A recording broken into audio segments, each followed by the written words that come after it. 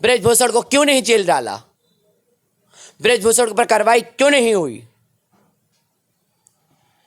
कहाँ हैं आप? किस सदियों में आप जी रहे हैं? कहाँ जी? ब्रजभूषण जी क्या बोलेंगे?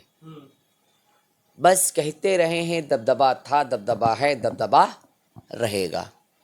तो ये कैसा है ऐसा दबदबा? कैसा दबदबा?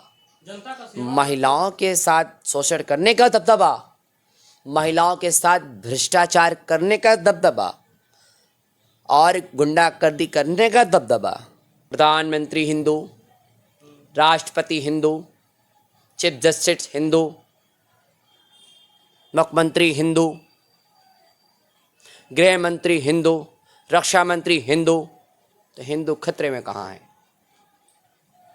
कैसे ये सरकार ऐसी है? ये सरकार, इसके मास्टरमाइंड्स इतने तेज है कि जब देखा कि चुनाव आ गए तो किसानों से माफी मांगी, किसानों से समाधान किया कि आप उठ जाओ वरना हम हार जाएंगे। इस देश के अंदर हमारे साये भी नजर नहीं आएंगे।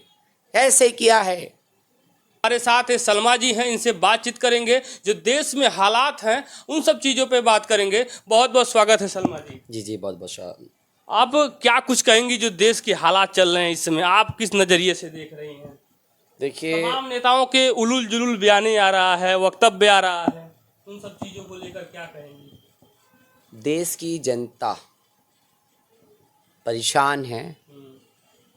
देश बिकने वाला है। देश बिकने वाला है। देश बिकने वाला है। देश 10 सालों में बिक चुका है। आने वाले 5 साल में देश और बिकने जा रहा है। देश की अधर संपत्तियां पलीज हो गए हैं। देश के गतिविधियों पर कर्ज हो गए हैं। एक नागरिक पर 1,30,000 रुपये कर्ज हो गए हैं। वो कर्ज कौन चुकाएगा? हम ही मतदान करें, हम ही वोट करें, हम ही सहयोग करें, हम ही से प्रधानमंत्री बन जाओ, हम ही से मुख्यमंत्री बन जाओ, हम ही से विधायक बनो, हम ही से सांसद बनो, हम ही से सब कुछ बन जाओ, और जब हम कुछ कहें, अपनी वाणियों से कुछ कहें या मांगे, तो तुम अपराधी हो, तुम देशद्रोही हो, तुम राष्ट्रद्रोही हो। भारत में संविधान है, संविधान के तहत आप अधिकार है, आप मांग सकती हैं, आवाज़ उठा सकती हैं। मांगने के बाद सुनी नहीं जाती, प्रोटेस्ट करो तो लाठी बरसेंगी, डंडे बरसेंगे। यही संविधान है।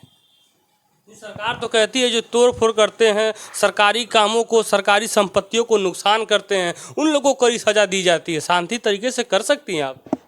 ये बताइए, शांति तरीके से पहलवान महिलाएं भी तो कर रही थीं धरना, प्रोटेस्ट कर रही थीं।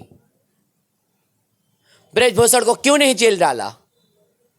ब्रजभूषण पर कार्रवाई क्यों नहीं हुई? कहाँ हैं आप? किस सदियों में आप जी रहे हैं? कहाँ जी रहे हैं आप? सरकार तो टिकट काट दी है उनका, अभी तक टिकट नहीं दिया, उनके ऊपर केस चल रहा है। फिर देगी सरकार वो भारतीय जनता पार्टी फिर टिकट देगी, फिर चुनाव लड़ाएगी उनको, और नहीं देगी तो कैबिनेट में जगह देगी। सबके यहाँ ईडी पहुंच गई, ब्रजभूषण के यहाँ ईडी क्यों नहीं पहुंची? वो कुश्ती महासभा के राष्ट्रीय अध्यक्ष हैं, और कहा जाता है, बहुत सारे लोग कहते हैं कि उनको गलत फंसाया जा रहा है। नहीं, वो बस एक ये होता है कि उनके समर्थक लोग कहते हैं बस बैड टच गुड टच वाला मामला है, कोई ऐसा मामला तो है नहीं। आपने देखा था कि खिलाड़ी बच्चों को भरे मंच पर थप्पड़ मार दिया था, क्या वो भी गलत था क्या? वो तो सही। ब्रजभूषण जी क्या बोलेंगे? बस कहते रहे हैं दबदबा था, दबदबा है, दबदबा रहेगा। तो ये कैसा है ऐसा दबदबा? कैसा दबदबा? महिलाओं के साथ शोषण करने का दबदबा, महिलाओं के साथ भ्रष्टाचार करने का दबदबा और गुंडागर्दी करने का दबदबा। ऐसा दबदबा होता है। ब्रजभूषण जी, मैं आपसे बस इतना ही कहना चाहती हूँ कि महिलाओं का सम्मान करना सीख जाइए, राजनीति में आप जिंदगी भर बने रहेंगे। क्या लग रहा है कि मतलब जो सरकार है सही निर्णय अपने लोग जो पार्टी में हैं नहीं ले पा रही है, उनको नहीं जेल में डाल पा रही है? बिल्कुल नहीं डाल पा रही, अपने पर कार्रवाई इसलिए नहीं कर पा रही है। जीरो टॉलरेंस उत्तर प्रदेश में चल रहा है और जीरो टॉलरेंस के तहत तो कार्रवाई कर रही सरकार, कह रही है। जीरो योगी टॉलरेंस। जी कहते हैं अगर एक चौराहे पे बहु बेटियों को कोई छेड़ेगा, अगले चौराहे पे हम राज करे रहेंगे। तो हम ऐसे कई एविडेंस दिखा भी देंगे कि यमराज कहाँ पहुँचे थे, कहाँ नहीं पहुँचे थे। लगता है कि हमें लग रहा है कि यमराज के सिगरेटी योगी साहब हो गए हैं क्या, कि जब चाहें तब बुला लेते हैं। और यह लग रहा है यमराज के सचिव हो गए हैं। हमें तो लग रहा है यमराज के सचिव हो गए हैं वो।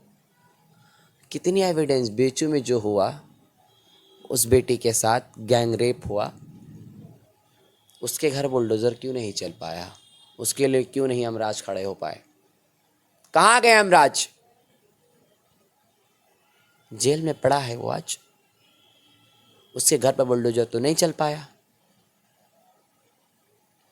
पहले अपने कार्यकर्ताओं का एविडेंस दे दो कि उन्होंने क्या किया था। अभी कुछ दिन पहले भी जल्द ही भाषण दे रहे थे चुनावी योगी जी, वो कह रहे थे विपक्ष के जो नेता हैं, जो सोहदे हैं, वो अपराधियों की मौत पे बिलबिला रहे हैं, उनके घर जा रहे हैं। देखिए, ऐसी सरकार ऐसे लोगों को सब पिछला सरकार सपोर्ट करती थी, ये मुख्यमंत्री जी बोलते हैं। इस पे क्या आपका? तो क्या बीजेपी की सरकार इस उत्तर प्रदेश में क्या इसके पहले नहीं आई थी क्या? उत्तर प्रदेश में नहीं आई थी, तब क्यों नहीं माफियाओं को ख़त्म किया? अब क्यों इस प्रेजेंटली कर रहे हैं आप माफिया को ख़त्म कर दिया? माफिया तो हर घर में पैदा हो रहा है। देखिए, हर गलियों में माफिया पैदा हो रहा है। नहीं देखा है? कहीं बेटियों के साथ अत्याचार, कहीं हत्या, कहीं रेप। ये कौन से माफिया? इन माफियाओं को कब पकड़ा जाएगा? इन माफियाओं के घर पे बुलडोजर कब चलेगा? महिलाओं के साथ बदसलूकी करने वाले को उस पर बुलडोजर कब चलेगा? वो कब, ये जीरो टॉलरेंस कब होगा? ये जीरो कब होगा? ये जीरो कब होगा बताइए? बता सकते हैं मुझे? उनको अगली बार सफाया कर देंगे। अगली बार क्यों करना, इसी बार कर दें। क्या पता अगली बार आए, आप बहुत आए। सारे लोग प्रदेश देश छोड़ के भाग गए। तो भाई, जी ये क्या लग रहा है कि मतलब कितनी सही सरकार चल रही है कि नहीं चल रही है? हमारा कहना है कि देश प्रदेश छोड़ के भाग गए। पकड़ लिया विजय माल्या को, जो देश से पैसा लेके भाग गए। नीरव मोदी को भाग गए लेके, पकड़ लाओ। क्यों नहीं पकड़ ले यार? उनको पकड़ ले आओ। यहाँ के लोगों तो बाद में पकड़ लोगे, कहीं पकड़ लो, उन लोगों को पकड़ लाओ। कहीं कहाँ गए वो लोग? देश की चुप छोड़ दिया ना उन्होंने यहाँ से। क्यों नागरिकता छोड़ देते? क्या देश का पैसा ही लेके भाग जाएंगे? हाँ, राष्ट्रीय कानून है, अंतर्राष्ट्रीय कानून उसके तहत ला सकते हैं। ला सकते, क्यों नहीं लाया? किसके आदमी है? उन्हीं के बंदे हैं, इसलिए नहीं ला रहे। कैसे करेंगे? मोदी जी के बंदे हैं। कांग्रेस सरकार में तो सब डोनेशन वगैरह मिला था उनको, चंदा वगैरह कहा जाए तो लोन वगैरह। देखिए, सरकारी कोई भी राय हो, सरकार ने किसका भला कर दिया? जनता की सिर्फ खून चूसने के अलावा कुछ भी नहीं किया। शर्मा जी, मैं आता हूँ, मोदी जी का संसदीय क्षेत्र है, तीसरी बार कहा जाए तो यहाँ से सांसद बनने जा रहे हैं। ऐसा देश में माहौल है, पूरे विश्व में डंका भी बज रहा है उनके नाम से। उनके ही समर्थक ये कह रहे हैं मोदी जी आ गए, हिंदू सेफ हैं। फिर मुस्लिम इतना नाराज़ क्यों रहता है मोदी जी से? क्योंकि आप एक किन्नर हैं लेकिन मुस्लिम समुदाय से आते हैं। तो ये बताया जाए कि हिंदू खतरे में है, हिंदू खतरे में है, हिंदू खतरे में है। मैं अभी जातिवाद नहीं करी, माफ़ी चाहती हूँ मैं आप लोगों से। प्रधानमंत्री हिंदू, राष्ट्रपति हिंदू, चीफ जस्टिस हिंदू, मुख्यमंत्री हिंदू, गृह मंत्री हिंदू, रक्षा मंत्री हिंदू। तो हिंदू खतरे में कहाँ है? कैसे हिंदू खतरे में है? ये सिर्फ मुसलमानों को प्रताड़ित करने के लिए कहा जाता है कि हिंदू खतरे में है। कहाँ पे मुसलमानों ने हिंदुओं के साथ अत्याचार किया हो बताइए आप मुझे। कहाँ मुसलमानों ने हिंदुओं को प्रताड़ित किया बताइए आप मुझे। मैं भी एक हिंदू के घर के अंदर रहती हूँ, कभी उन्होंने नहीं कहा मुझे।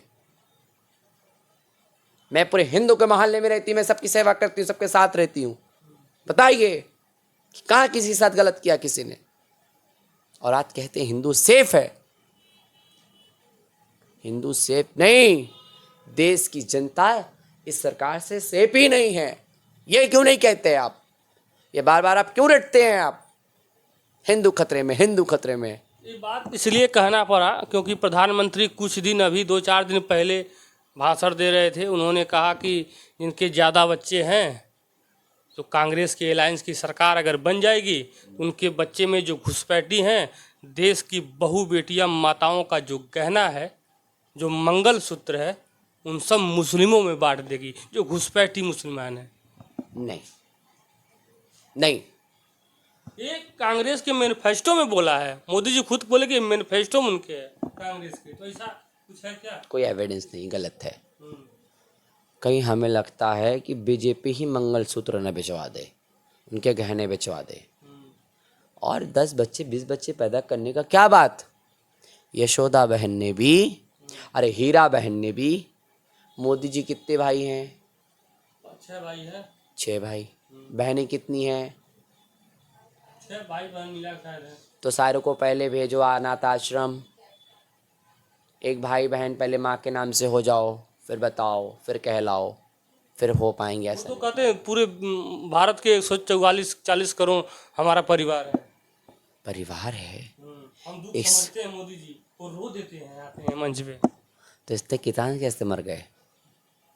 इतने किसान कैसे मर गए? मोदी जी मतलब आ जाती है देखने, कहते हैं कि हम बहू बेटियों। ये सरकार ऐसी है, ये सरकार, इसके मास्टर माइंड्स इतने तेज है कि जब देखा कि चुनाव आ गए तो किसानों से माफी मांगी, किसानों से समाधान किया कि आप उठ जाओ वरना हम हार जाएंगे इस देश के अंदर। इस देश के अंदर हमारे साए भी नजर नहीं आएंगे।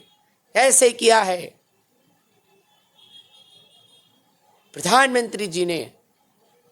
और जब अमित शाह से पूछा गया 15 लाख वाली बातें, तो अमित शाह क्या कह रहे हैं कि ये तो जुमले हैं, जुमले। और हिंदू सेफ जो कहने की बातें कर रहे हैं, ये भी जुमले हैं। अरे जबरदस्ती मुसलमान और हिंदू मुस्लिम किया जा रहा है। हिंदू मुस्लिम करके चुनाव जीता जा रहा है। हिंदू मुस्लिम छोड़कर सारी चीजों को निष्पक्ष कर आप चुनाव लड़ें।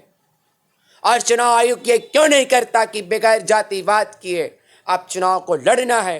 किसी की जाति देखकर चुनाव आपको सामने लोगों को फेस और विरोध नहीं करना है। ये चुनाव आयोग को अभी तक कोई सेंस नहीं हुआ। जब जस्टिस को सोचना चाहिए इस पर कि इनको नहीं करना है। जब तक कोई भी नेता हो, कोई भी किसी भी धर्म को गलत बोलकर चुनाव लड़ेगा तो वो व्यक्ति चुनाव नहीं लड़ सकेगा, उसका पर्चा खारिज हो जाएगा। ऐसा तो है, धर्म पे नहीं वोट मांग सकते, सेना के नाम पे वोट नहीं मांग सकते। फिर क्यों वोट मांग रहे हो? धाम जाति पर, धर्म पर, हिंदू से मुस्लिम खतरा, हिंदू खतरा, सब खतरा खतरा से बता के मस्जिद मंदिर कर क्यों चुनाव लड़वा रहे हैं? क्यों लड़वा रहे हैं चुनाव आयोग? इस चुनाव को भंग किया जाए, फिर से कराया जाए। जो एजेंसियां उन सक्रिय होना चाहिए कि ऐसे लोगों पर कार्रवाई करें। बिल्कुल करे सर, बिल्कुल करे एजेंसी कार्रवाई लोगों के ऊपर।